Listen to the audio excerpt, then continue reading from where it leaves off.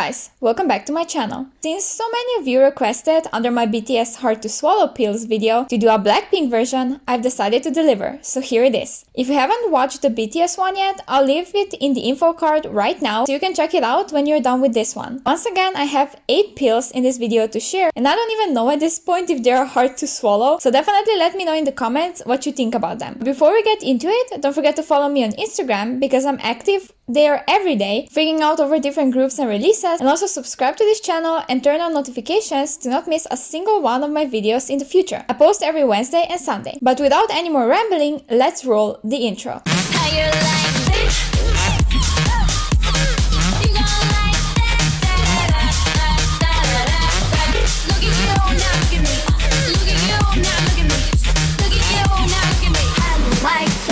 Number 1. Rosé's style isn't fake. It's 2020 and some people still can't stop bringing up the topic of Rosé being fake and basically just a product of YG's image. Why do they think that, you may ask? Because of her damn pre-debut photos. So if you've seen any of them, you know Rosé used to be rather tomboyish, wearing dark clothes, and many people actually believed she will be the rapper of the group, which obviously didn't end up being true at all. Now, I don't know if any of you heard of the concept called maturing, but it's a thing and you should try it sometimes. It does wonders. Those pre-debut photos people love bringing up so much are from when she was like 15 or 16, I think. Very young basically is what I'm trying to say. Right now, she's in her early 20s. Of course, she's different from the way she was over 6 or 7 years ago. Are you still the same you were last year? I'm pretty sure not. But if you are, then I really want to know how, because 2020 has been a mental mess since March. But anyways, nowadays, Rosé has a very elegant, feminine, innocent, indie girl type of aesthetic to her. And I don't see a single hint in her behavior or anything that would make me think she is forced to look the way she looks. YG is fucked up, but not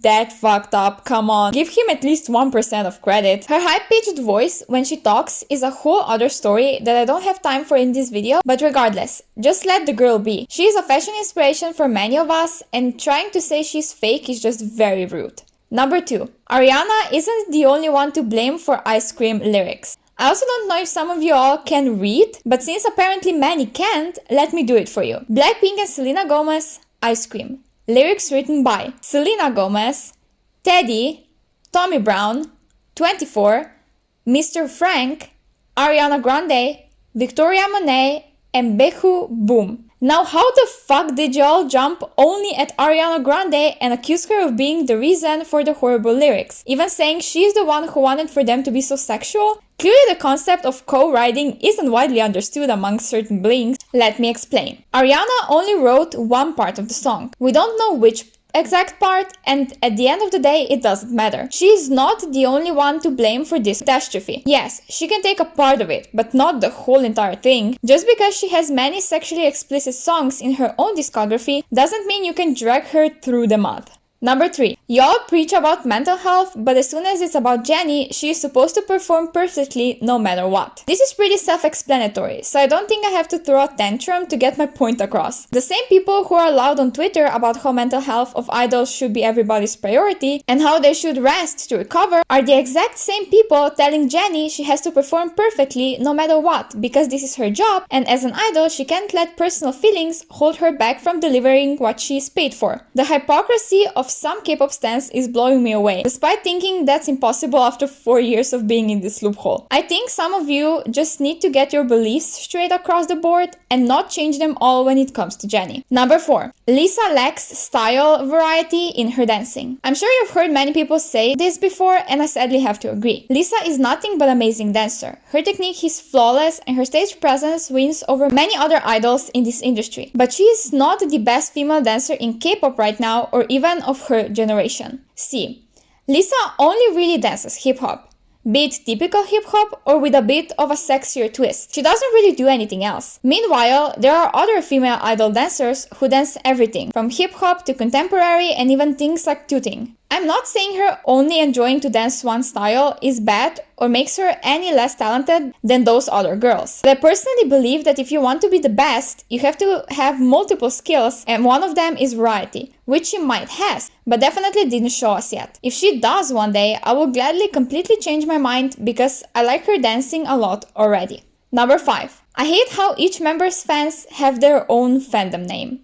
I don't even know who for God's sake came up with this and thought it was a good idea. Rosenators, Listenators, Gisnators, I have no idea what each fandom name even is, but this just shows how big of a problem Blackpink's solo stans really are inside this fandom. We are Blinks. If you're a Blink, you support all 4 girls. Having a bias is okay, but having a whole other fandom name for fans of each separate member? Yeah, that's not necessary and definitely isn't smart. It makes us seem like 4 different fandoms inside one, and I don't see one good reason that would make me believe even for a second that this is anything else but dumb. And then having fan wars between each other? Exactly the reason why some of you should try the concept of maturing. Number 6. Blinks aren't the most toxic fandom. This really just depends on each person's personal experience. Being on YouTube for a year now, making videos about different big K-pop groups, believe me, I see a lot of aggressive comments under my videos. But I've never gotten death threats over my personal opinions from anyone else but ARMYs. I'm very aware that's only the minority. But when I got tens and tens upon hundreds of comments, even some DMs on my social media wishing me the most horrible things, I couldn't help but realize that Blinks aren't nearly as toxic as ARMYs are, at least not in my personal experience. I've heard some horror stories too about Blinks, but so I did about every other fandom. At the end of the day, some people are just toxic, and no matter what fandom name they slap on their forehead, it will never change that. It totally just depends on how unlucky you are to have to deal with some of them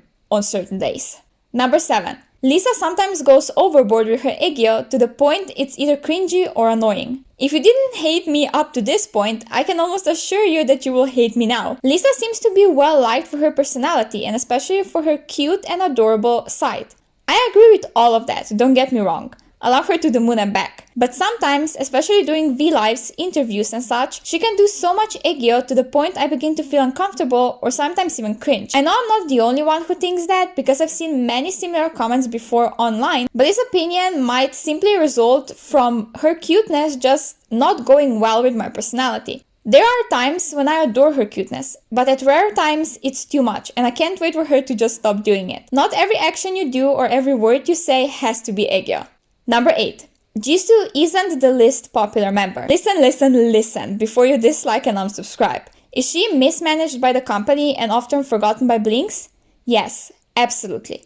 But at this point, so many people are talking about her deserving better that she isn't even forgotten anymore as much as she used to be. I see now a lot more people praising and appreciating her. I think at the moment, the least popular member is Rosé. Everybody is going crazy over Lisa and Jennie at all times anyways. Jisoo is getting a lot of attention because of people realizing how pushed back she often was, and that leaves about nothing for Rosé. She is also poorly promoted in regards to brand deals compared to other members and so much more. Please give her more love. She's an absolute sweetest angel. This is all I have for today's video, and if you guys enjoyed it, please give it a thumbs up and subscribe if you want to see more because I post K-pop related videos every Wednesday and Sunday. I'll see you again soon. Bye!